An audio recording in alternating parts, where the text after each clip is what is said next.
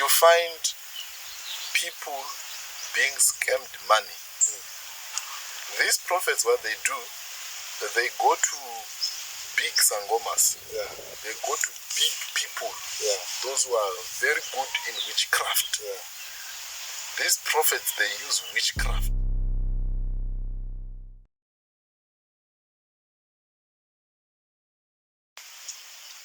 Ladies and gentlemen, welcome to Authentic Info Podcast. Today I am hosting Apostle TW Khosa, one of the Siandani born creatives and an artist. His profile is very huge, big or large, I don't know. But I know him as a leader of the church. I know him as an artist manager. I know him as a graphics designer. We have a book here to prove that. The Offering. This is a book by former councillor Fumani Mkobe. The champ that I'm with here is the one who designed the cover of this book. So everything that you see comes from his mind. So TW Khosa, leadership. I'm going to address you as leadership for purposes of this interview. Welcome to Authentic Info Podcast, and I am sure that now that I have ambushed you, there are no questions prepared. I'm sure that you're going to give us authentic information. Welcome to the platform. Can you please reintroduce yourself? Okay. Thank you, Che. As you have said, my name's TW. TW is just an abbreviation.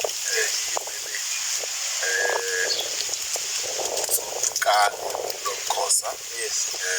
I'm a pastor, a global church. Yes. And also an artist manager. Currently managing one artist. Yes. His name is Divine. Okay. Places Expo. Okay. Yeah. Known all over the world, of course. Yes. I'm also a professional. I think you omitted that. A professional graphic designer. Yes. Yeah. So that's me. That's me. I'm born from Siandani village. Yes. Grew up here, and then later on I ran away. Okay. Now I think it's the best thing for us to give more authentic information. I think the information that you remember very well, it has to do with what is happening now. Okay. What are you doing now? What do you do now? Currently, we are working on a lot of things. I can say we, because now I represent a company. Okay. I represent a company. We are working in a lot of things. Okay. But let me just say, personally, since I've indicated from the beginning that I'm a manager. Yes. We are working on that. We are managing the artist, whereby he's being booked through me, going up and down. Recently we came from Mozambique. Okay. And then also went to Joburg. After that he was from Swaziland. So there are many things being done there in the department of management. Managing artists. Managing artists. That department also has a lot. Okay, so there are three aspects. It's the church, artist management, and graphic design. Now, still, let's focus on artist management for now. Okay. Are you willing to work with more artists, or now we are focusing on Minister Divine only? I'm willing to work with other artists. As you know, that first thing first, you need to build an artist and then you put them there so that people will know what is it that you have done so far, that you have the capacity and the capability to say you can manage us. You know. So I'm willing to work with other artists, those who are interested. But for now, being it said, I'm still managing one artist. Okay. Every time when something new enters the market, you find people who are already doing that. what are the difficulties that you are facing as an artist manager trying to push your artist? Are there other managers or promoters who are gatekeeping you and your artist, or everything is just flowing according to plan? Minister Divine as a brand, it's big. Yes. It's big. So already we have created a platform for us, but you find that there are those people whom whenever you approach them, yes, they will give a cold shoulder, but at the end of the day they come around. But for now, I think we're still in the right track. For now, we're still in the right track. Okay, now what are your plans for Minister Divine as his manager? Personally, and also to boost the brand itself. Let's start with the brand itself. The brand itself, what we are planning is to have all equipments needed in the musical industry. Okay. And then also for the brand, we are planning to have a transport for our own. Sometimes to have a personal transport, it's a problem, which is not for a company. It's a problem. And also we are planning to have our own studio. Okay. So to say, we're planning to have our own studio, whereby we will also welcome other artists, those who are doing another music, to join us. That's number 2. Number 3, we are going broad, because we are saying as a company we want to be performing outside the country, mostly. Okay. Outside the country mostly. That's our target actually. So personally, with the minister himself, so far he's doing good. There's nothing that I can say I can touch up. It's there and there, but it's already there. Okay. Now, as an artist manager, you have your own expectations. The artist also have his own expectations. What happens when there's a conflict of interest? Let's say there's a gig. You want him to go to perform in Mozambique, but you want to return to Zimbabwe because Zimbabwe was very interested. How do you deal with him in such instances? If this has never happened, let's say it happens, how are you planning to deal with things like that? We do everything black and white, so paperwork. Okay. Paperwork helps in a sense that we have a contract which drives us to say, this is what you should do as an artist. This is what is expected from you as an artist. You see, like for instance, the question itself, when he has to go somewhere but he likes to go somewhere, we go by the contract. Okay. We go by the contract, yes. Okay, now let's deal with graphic design, because this one of the church will be the last one, because I think it's very important. Yeah. So you are a professional graphic designer. Okay. You have worked on, this is one of your projects. Yes. That is very successful. It's selling. I also bought this book, although I've not yet read it, but I will read it. Now, what's going on in that in terms of the works that you do, professionalism, the biggest deal that you once sealed concerning graphic design, and what you would like to own, to have, or the type of projects that you wish to work on? Okay. In the graphic design side, I think I'm doing good. Yes. As a company, TW and FP Digital Marketing Agency, we are doing good that side, because there are many projects which we have done. Yes. And then also big projects which we have done, whereby we were designing logos, letterheads, and branding of cars, branding of products, branding of offices.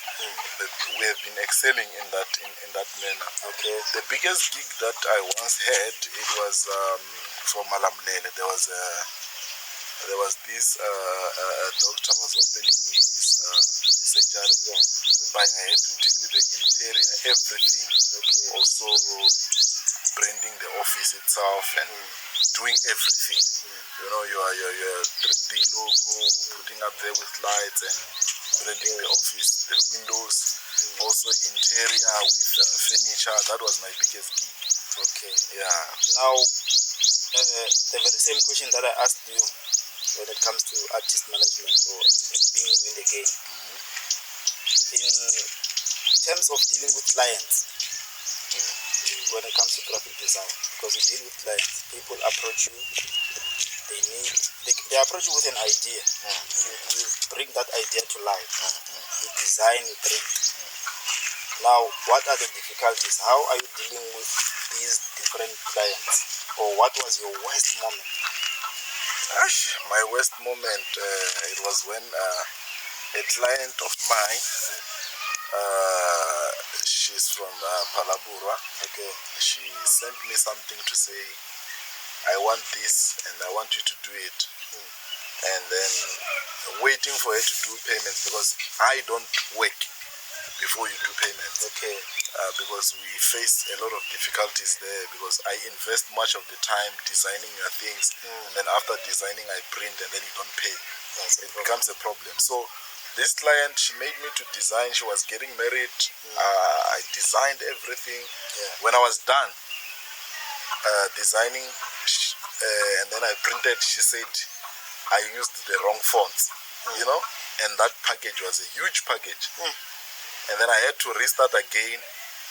After doing, I waited for her to confirm, and she's getting married. It was on a Friday, Saturday she's getting married. Yes. Later on that day, she said, I'm waiting for the project because I'm using it in the morning. I did not even print. I did not even go ahead with anything. There's a load shedding. Yes, sir. So it was a problem. It was a challenge. I had to go and hire a generator and then plug the machines and do whatever, and then the project was done. But also there were many mistakes because of she was not punctual and she was not serious in the manner. When I look at it, she did not put more effort in a project. Okay. So that was the worst. That was the worst, because it was embarrassing as a graphic designer to even assemble your things there. It was embarrassing. Okay. Now I think we have covered. I know that there are many aspects that we need to talk about. We're not done with artist management. We're not done with graphic design. I want us to rush to this one of the church. Okay. Because before graphic design, before artist management, people knew you as a leader at the church. I want you to, actually I'm asking you a question that I asked someone who is also in this department, Okay. who's also a leader in the church. I asked them to tell me, or to tell the people on this platform, how did they become a pastor or an apostle? How did that come about? And I asked them to further explain. Maybe it was through a dream or someone prophesied, things like that. But I asked them to take me through the journey of moving away from their church to open their own church. Okay. So can you please talk about your journey as a Christian, and when did the bug of starting your own church or understanding your duty at the church come? Okay, thank you once again. I think when it comes to a church, myself, I grew up in a community whereby we were not taught enough about the church, so to say. We grew up drinking. Yeah, I was part of people, those who drank alcohol and dancing. So, but along the way, I think I was in high school. I was doing grade 8. That's when now I got much interested in a church life or lifestyle, because Christianity is not a religion anyway; it's a lifestyle. So there was this man called Pastor Chavala Jazino. That's where everything started. That's the man who showed me the way I got born again. After that, I will just be brought and explain this. From there, I went to True Vine Church. Okay. From True Vine Church, I went to Gauteng. Gauteng, that's where I met, I found a church. I don't know if I have to mention the name No of the problem, church. you can mention anything. Okay, the name of the church was ECG. Okay. I think it was 2014. Okay. ECG, and then I attended ECG to the level whereby I was a pastor there. They call you a Levite when you're a pastor there. And then I came back home with some few men of God. We started a branch in Guyana. This is the ECG in Guyana. Yeah, the ECG in Guyana. I was part and parcel of the people, those who started that church. And then with the likes of Apostle Calvin Baloi, Okay. yeah, and some few people. And then came this guy called Semegas. He was so short, that guy. Okay. Semegas, he called himself Swordsman. And then we started a church, ECG church. It grew so big. And then there was a time whereby Semegas was changed. Okay. And then us, diehards of ECG, went back to ECG, continued with ECG. Okay. Where it was led by this pastor called Pastor Paul from Malawi. Okay. And then to the level where I was given a branch in the down there in Saseleman. Okay. This one another ECG in Saseleman. Yeah. Okay. So I was opening a branch in Saseleman. Okay. It was a very big church. Okay. And then to the level where I sat down myself. I look at the things, the way they were going. I look at how people were milked money. I looked at how things were done. I said, no, this is not the Christian life that I said I'm getting into. So I decided to quit. There was a lot of things inside the package itself of ECG. There are many things, of which we can start with them. They will be like as if we are trying, and it will look as if we are trying to attack them or something like that. But I had to leave the church, and then I went back to True Vine. When I went back to True Vine, I think I went there for a year. After a year, now they gave me a branch. Okay. And then when the old man passed on, may his soul continue resting in peace, Bishop Dr. Chabalala. Vatamavona. So when Vatamavona passed on, after 6 months, that's when I wrote a letter. I wrote a letter to say I'm resigning. Okay. As a pastor to start my own church. To start Global Hope Church. Yes. Where is it?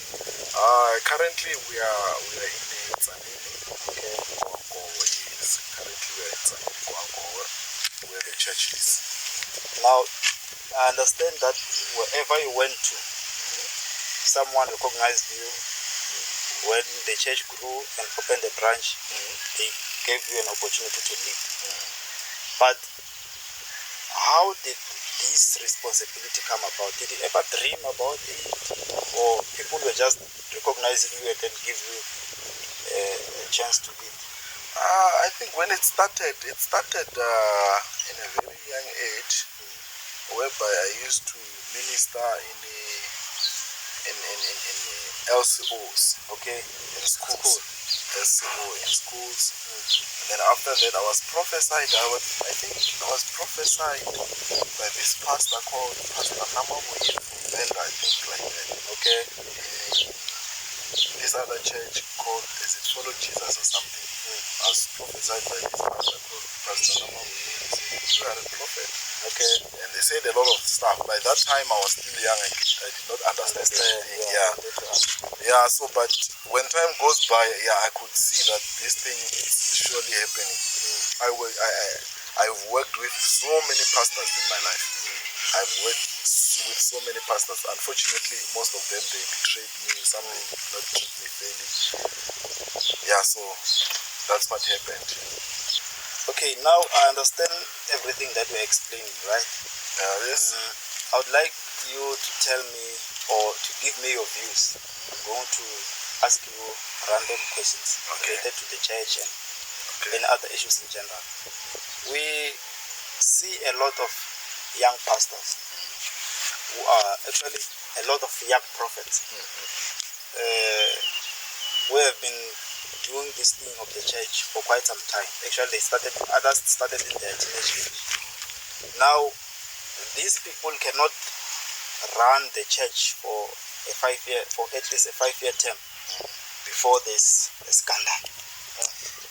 So, as you've been in the church and you have moved from one church to another, and you have seen the good and the bad, what can you say about the cloud of scandals that are hanging over the heads of these young pastors or young prophets? Yeah, this needs me to position myself very well. Jauke, there are a lot of things happening. If you can check, I'm an artist manager. Yes. That's where I get my source of income. I'm a graphic designer. That's where I get my source of income. Yes. I've never taken a church or an organization itself as a source of income, so to say. You know? So I make sure that I make my own money. And then when it has to come to church, the church must make its own money. Okay. So what is happening now, you find people, they don't look for jobs. Okay. People, they don't want to have businesses. People, they don't want to do anything. All they want to do is wake up, pray. When after praying, they go to church, and then they preach. After preaching, now they demand money. And that's not how they should do it. People should give with a free will, number one. You don't demand money. People just need to give willingly. Number two, people should know themselves that we have to take care of the pastor. Not the pastor telling the people to take care of him. Okay. So how can people take care of you whereas yourself you're not taking care of yourself? So it's a daylight robbery. You just want to stand before people and tell them the Bible, and then now you want them to give you money. It's very wrong. So pastors, especially young pastors, let us go and work. Let us work, and then let us make our own monies. And then after that, we'll go and stand in the pulpit and preach. That's why you find most of them, they are doing scandals. These scandals, Chauke, they are coming in hand of joining cults, you know? Joining cults in a sense that you find a pastor or a young prophet join cults in order for them to convince people, to manipulate minds of people. There's now this oil, they call it do as I say oil. When a pastor put on that oil, when it goes to the congregation, he can convince a member to say, go and borrow money and give me. You will find a poorest of them all going to make a loan. You find some, they sell their properties. There are many scandals happening, There are many scandals happening. But these scandals, all of them, it's because the pastor doesn't have money. So that's why the pastor has to go and work. Even him, when he's having money, to give to someone just like that, he will know that, hey, taking 2,000 and give someone just like that, it's not an easy thing. So I think pastors need to go and work. Now, I was talking to another pastor, actually an apostle. I asked him the very same question. He said to me, a pastor is also a person. Now, when we are called to perform or execute the duty in the church, you must work at the church. And if you decide to go and get a job as a pastor, it means you compromise the church. And when you go and you wake up every day to do things of the church, you compromise your own family. That's how he explained to me. He was saying that he doesn't go to work because he doesn't want to contribute to mix the two. Okay. He doesn't want to compromise the work that he has to do at the church. So he's saying that he will work at the church and the church will pay him, but he won't force people to pay him actually. So now I'm saying, you are saying that a pastor must also find a job. And the other pastor is saying that if you want to go and work and have a job, quit this thing of being a pastor. That's his own argument. And I won't take it further because he won't be able to answer when we try to engage me, and I won't give you respect. But now I'm giving you an answer that I got from him when I asked the very same question. So it seems like we have different views. So now I want you to tell me, in terms of your understanding, that when he says God's work doesn't need a divided attention, does it make sense to you to say, he says if you are a pastor, you must wake up, go to the church and work, and the church must make sure that it pays for all the other things that you have compromised as a person? I did not want to go to scriptures, but we go to Genesis. Genesis said all, that a man shall toil or shall sow a seed on the ground. Or a man shall plow the ground in order for him to eat. The Bible says again, a man shall eat from his sweat. You understand? And then it says also, the church must be fed. It says give offering and tithe, so that there must be food in the church. That's where they are missing it. It doesn't indicate that only members should give. Also the pastor must be involved.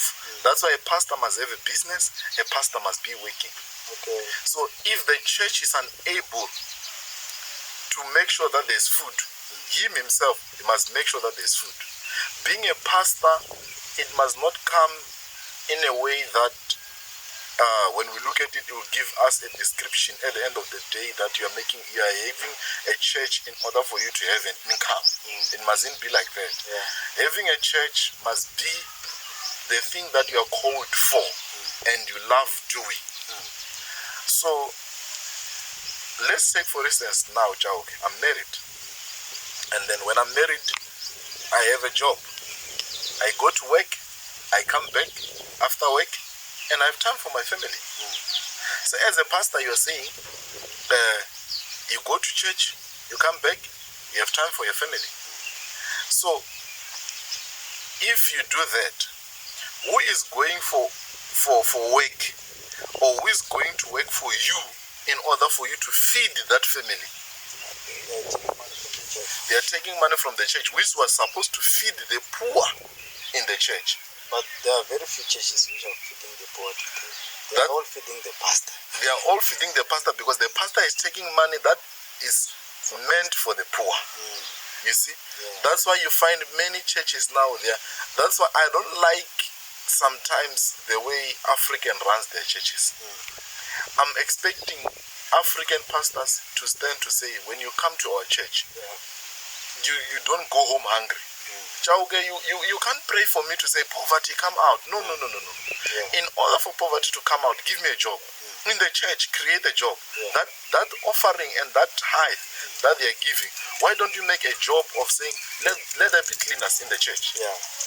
And then you provided 2 jobs. Let there be somebody who's cooking for Sunday school. You have provided a job. Let there be a PA for a pastor. You have provided a job. You see, now you are feeding how many families? 4 families.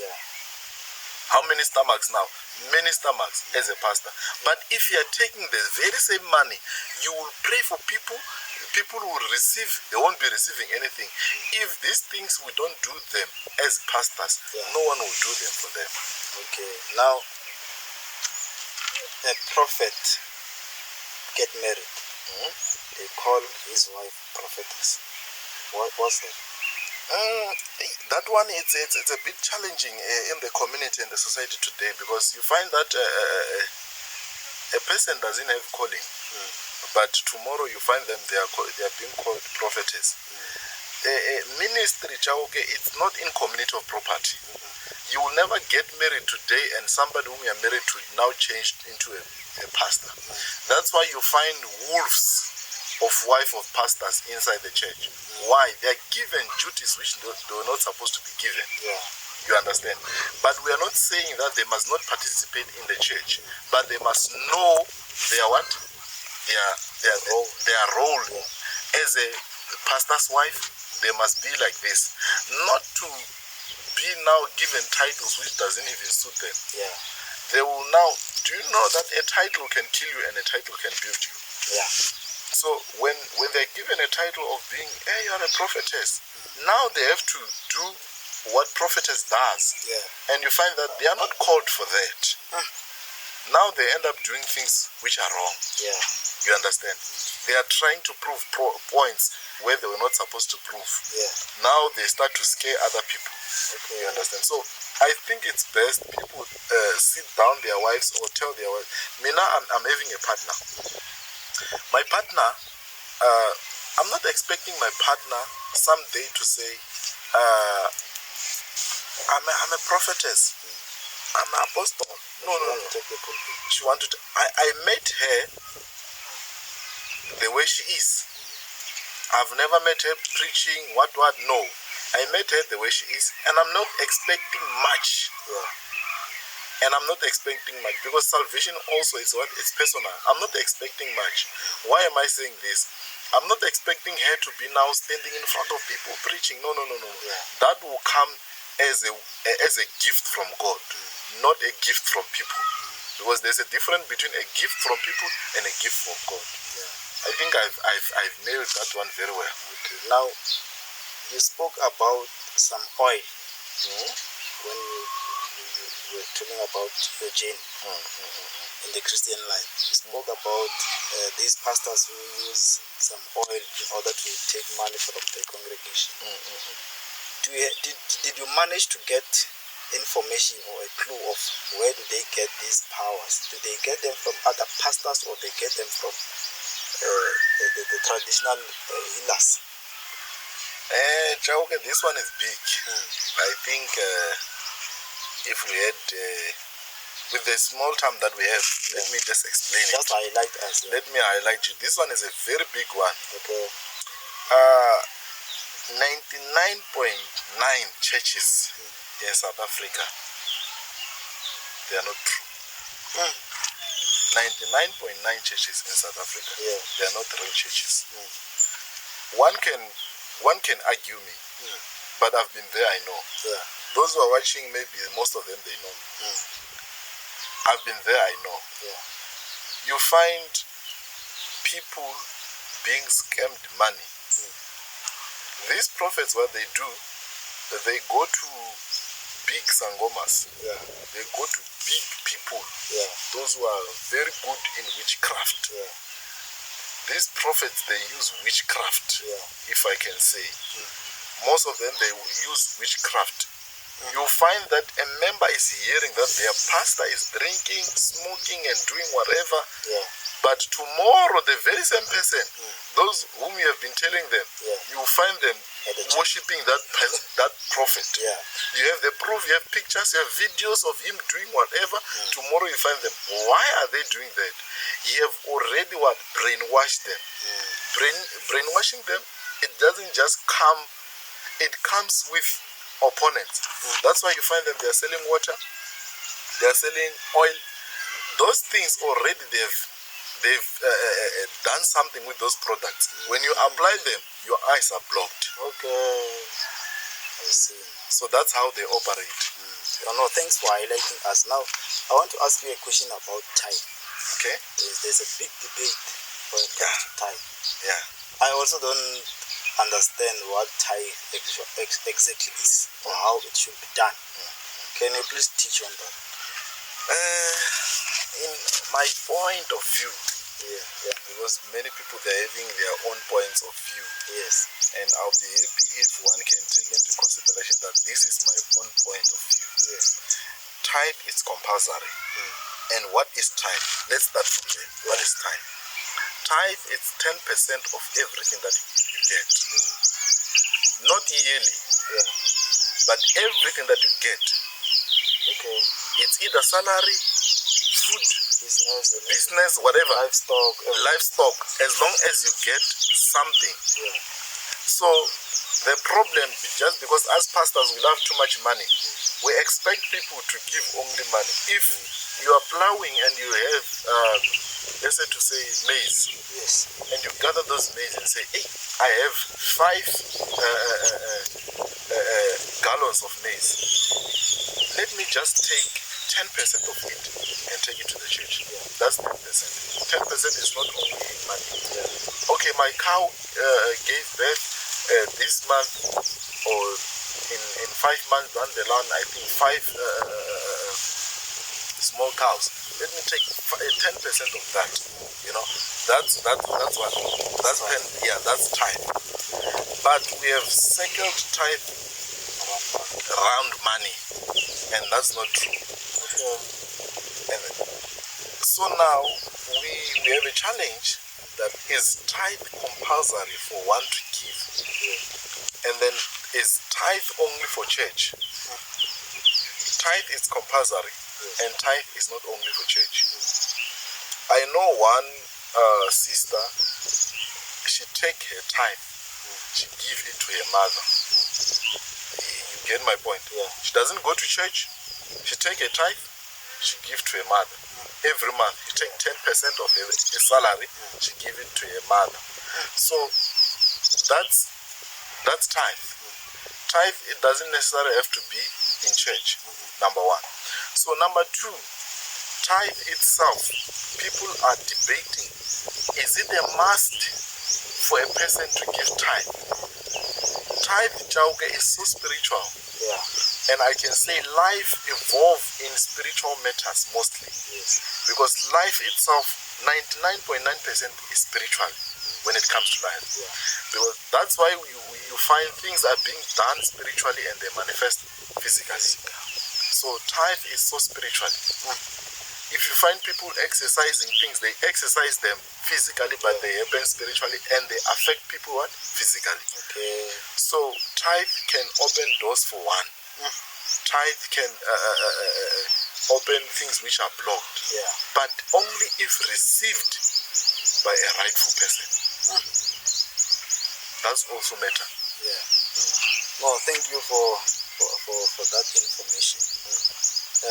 There are many issues that are affecting our community. There are many issues that are affecting the youth that I think the church and the leaders in the church must help us solve these issues.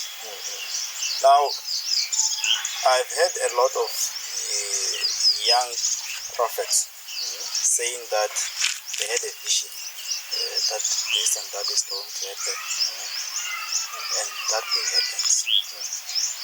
Now, I've engaged one apostle. He said to me, if you prophesy that something bad is going to happen, and it happens, you are not a right man, a rightful or the correct man of God. And he said, when you get a vision, that vision must be interpreted before it goes to the people. Now, how do you know that this interpretation is correct? Because it is interpreted not by God, but maybe a senior pastor or the one that we submit to, if that's a big vision. That's good.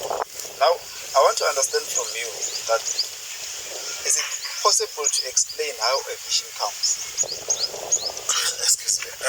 Let's start from the beginning of the question.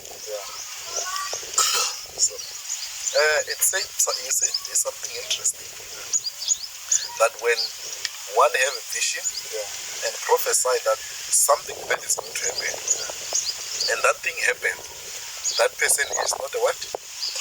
Is not a true man of God. So how about I prophesy something good and something good happen? So it means I'm a true man of God. So here are some things which we have to look at. Let us look at the word of God. The word of God says one of the good days there was a king whereby Elijah prophesied and to say, in this time tomorrow, there will be what? There will be flour. And flour will be costing these shekels of money. So that king, because there was a drought, he disobeyed. He said, no, they won't be. And then the prophet said, you will see, but you will not eat. So when a prophetic word which is bad comes, and you don't go about it with the principles and the instructions you are given, obviously the bad things will happen. Let's take, for instance, I say, when you touch a fire, you will burn. Don't go this route. Go this route so that you avoid being burned. You know already that the fire can burn you. And also, if you can use this route, you will get burned. So, but you find people, they know, they have a knowledge to say this prophetic word is a very bad prophetic word, that something bad is about to happen to me. But still, they still follow the same route, and bad things happen. And then you get someone who's being prophesied to say, you will receive a car, you will receive a job. You find that those are good news. But those news, they don't come to pass. It's not like a prophet is a false prophet sometimes. You find that that person did not follow the right principles of God. Because our God is a God of principles. Even success itself has principles. You go to school, you graduate, you get a job. You give yourself to you dedicate yourself into something that you're doing, a business, and then you get the results. That's how it is. So you again indicated something, the last point of saying, what was that again? I've asked you about the visions. The vision. How does it come? How does it come? Is it possible to explain how to differentiate between a normal dream and a vision? Okay, there's I think that one you have to explain it very well to everyone. There's a vision, there's a dream.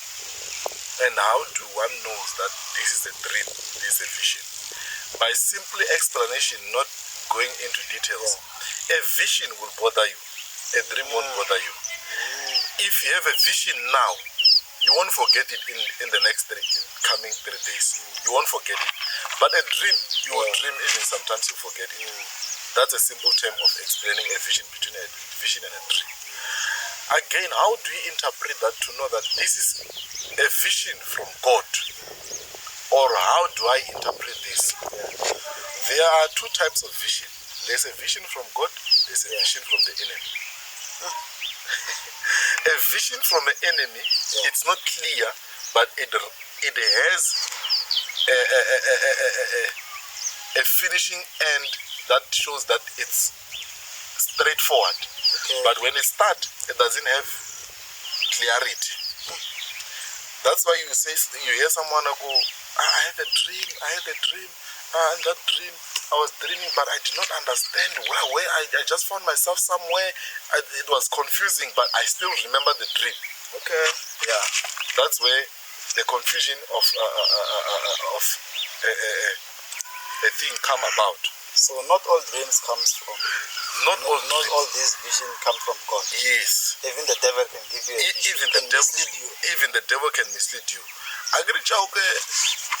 The word of God has said that we are living in this world. This world is not ours. This world was given to the enemy. So do you think that when you go to Zimbabwe, they won't allow you to use their own laws? They won't drive you.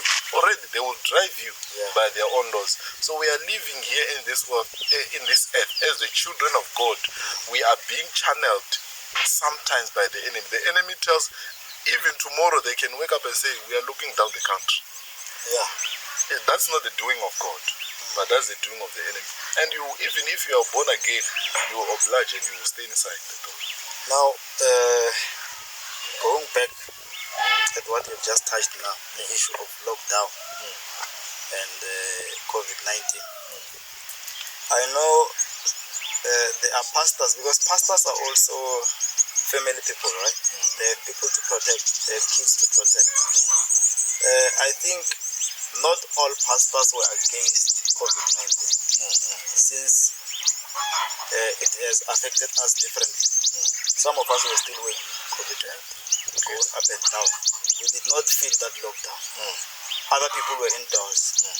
Now, as a man of God, did you ever or have you ever thought before COVID or before lockdown that one day the government will tell you to shut down the church? That one where we saw it coming. To say one day the church will be persecuted. It's also there in the word of God. Yeah. That one day, that thing of lockdown is nothing. It's nothing, to be honest. But we know that one day the church will be forced to close down. So it's still coming? It's still coming. The church will be forced to close down. But I would say to pastors, they need to fight it. Not to fight it just because now they have anger, but to fight because they love God. Yeah. There's a difference between fighting because the thing that you make money with is no longer there. And there's a difference between fighting because you are loving the work that you are doing. That's the difference. But another question, when I was still at lockdown, how did lockdown affect you? Lockdown affected me in various ways. Okay. But that's when I discovered another thing to do, and I built myself there. During lockdown, that's why I developed more skills when it comes to graphic design, and then also I started doing Uber. I started transporting people. It became so easy because taxis, they were not allowed to carry a lot of people, but as an Uber driver, you were allowed to take people to one place to another, but though there were some restrictions, but that's where I built myself somewhere, somehow. I was not really affected that much. Okay. No, that's good. I think we're going to have another episode sometime to come. Okay. And I know now I have boxed you to speak about the things that I want you to speak about. Okay. And I did not give you an opportunity to speak about the issues that you think we should talk about. So I always say that a book has a last chapter. Yeah. So this means that one day in life, our chapters will be closed. Yeah. We'll live our last days. That's a reality. In the businesses that we run and the church, how would you like them to be run when you are normal? Excuse me. I think like when it comes to church, most times I think we're making a mistake. That's why I say a pastor need to work or have a business. Yeah. Because when you die or you pass on, you won't expect your child to run the church the way you used to run. Because you find that you have a calling, your son doesn't have a calling, number one. Number two, the passion. You find that your son doesn't have a passion. You can leave a legacy of a church, but you find that your son doesn't have a passion for it. You were the only person who have a passion. Just because a doctor is a doctor doesn't mean his children will be doctors. You understand? So I feel like by me waking up in the morning, trying to hustle up in every means that I can, I'm showing also my children that a church must not bind you to say our father will leave us a legacy of a church. We will eat through the church. No, they must know that in order to survive, you need to hustle. Okay. That's what I can say when it comes to the church. And when it comes to businesses, that's why I'm putting more effort in businesses. I want also my children, when they grow up, they have something to do when I'm no longer there. They will say our father have left a legacy. If they don't like it, then they will follow their own route. But it's very painful to leave a church. A church, it's an organization whereby it's more like a hospital. So if it's more like a hospital, there are many patients there. There are some which are mentally disturbed. There are those who are coming for this, there are those who are coming for that. So if you don't know them, you are just coming there, you don't know them. They will trouble you and you end up closing the church. So, but if I leave you a company, you just look at the books, they will direct you.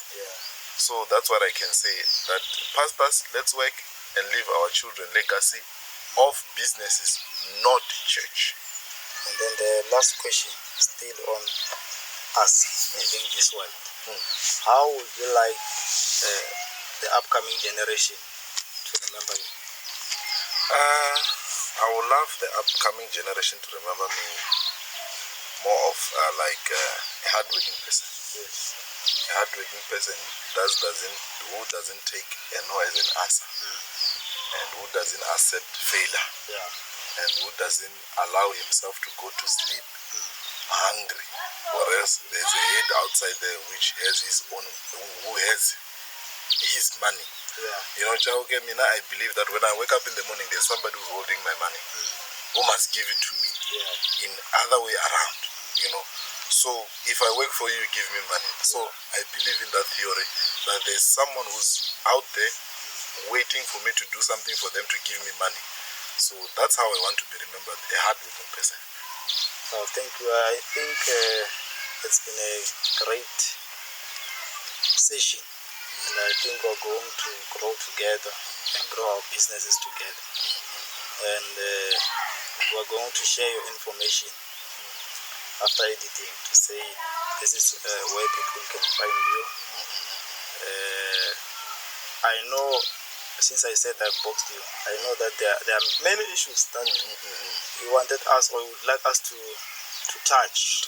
Yeah, but for now I wanted you to talk about your business, what you do, and you will share the wisdom. Part 2, part 3, we're still going to speak, where I will hear your views. We didn't touch politics. I know you are very interested. We didn't touch the issues that are affecting us in the community. You did not tell us why did you run from the village to go to town and things like that. You didn't tell us the way you were received in Gauteng. How was life in Gauteng? Why did you come back? I know you touched that there was a church and things like that. So there are many things that we did not cover.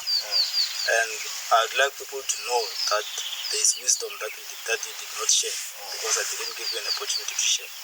So thank you for being with us. I know it's an ambush. You managed to squeeze us in your very busy schedule, and we're having a lot of meetings today. So thank you. I think we can release you.